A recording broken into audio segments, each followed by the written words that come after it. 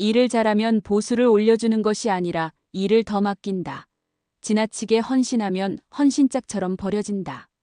언제부턴가 직장인들 사이에서 회자되는 우스갯소리이다. 장자의 능자다로라는 말이 있다.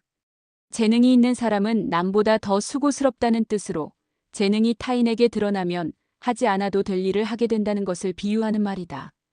재능이 있다는 이유만으로 불이익을 받을 수 있다는 의미이니 재능을 숨기는 것이 처신에 유리하다는 말이기도 하다.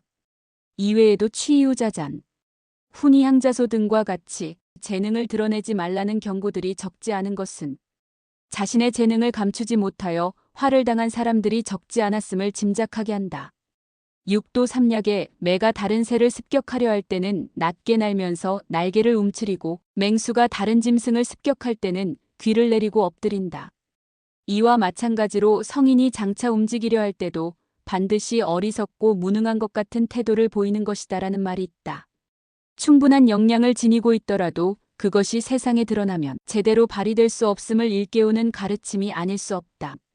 어떤 계획도 세상에 드러나면 경쟁자의 견제를 받아 진행에 차질을 빚게 되는데 이런 이치를 깨닫고 은밀하게 국력을 길러 자신의 조국을 강국의 반열에 올려놓은 슬기로운 지도자가 있었다. 20세기 말 중국 최고 실력자였던 덩샤오핑이다. 덩샤오핑이 중국 외교의 기본 방침으로 내세운 것은 도강양회였다. 빛을 감추고 어둠 속에서 때를 기다린다는 뜻으로 자신을 드러내지 않고 실력을 기르며 기회를 노린다는 의미이다.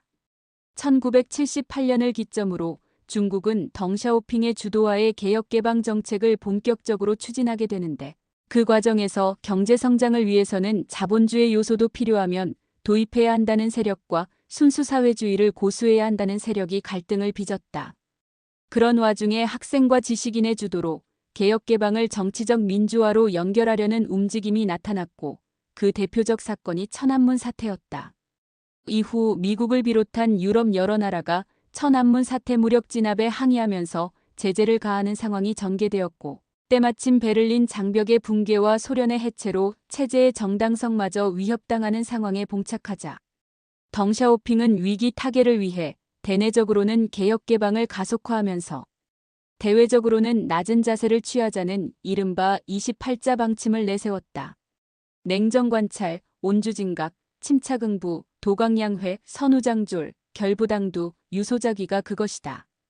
냉정관찰은 국제 상황을 냉정하게 관찰해야 한다는 말이고 온주진각은 내부의 질서와 역량을 공고히 해야 한다는 말이고 침착응부는 침착하게 상황에 대처해야 한다는 말이고 도강양회는 밖으로 능력을 드러내지 않고 실력을 기르자는 말이고 선우장졸은 능력이 없는 듯 낮은 기조를 유지함에 능숙해야 한다는 말이고 결부당두는 절대로 앞에 나서서 우두머리가 되려 하지 말아야 한다는 말이고 유소자기는 반드시 해야 할 일은 하자는 말이다. 요약하여 정리하면 중국의 국익에 심각한 손실이 없는 한 꼭 필요한 일은 하되 전반적으로 낮은 자세를 유지하며 국력을 기르자는 것이었다.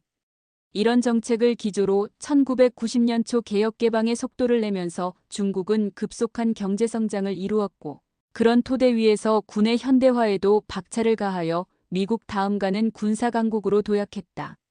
1997년 2월 19일 덩샤오핑이 세상을 떠나면서 남긴 말은 향후 50년간 미국과 대적하지 말라는 것이었다고 한다. 최고의 자리에 오르기도 전에 자기를 드러내고 어설픈 실력을 과시하다 보면 최강자의 견제를 받아 도중에 꺾일 것을 우려한 민족 지도자의 세심한 살핌이 아닐 수 없다. 노자의 군자성덕 용모야구라는 말이 있다. 군자는 훌륭한 덕이 있어도 표면에 나타내어 자랑하지 않으므로 언뜻 보기에 어리석은 사람 같다는 뜻이다. 진정 지혜로운 사람은 자신의 재능을 아무 때나 과시하지 않는다. 재능을 스스로 내보이는 순간 품격이 훼손되고 경쟁자의 시기와 공격만 유발함을 알기 때문이다. 이런 이유로 은인자중이라는 말이 좋은 의미로 쓰이고 자화자찬이라는 말이 좋지 않은 의미로 쓰이는 것이다.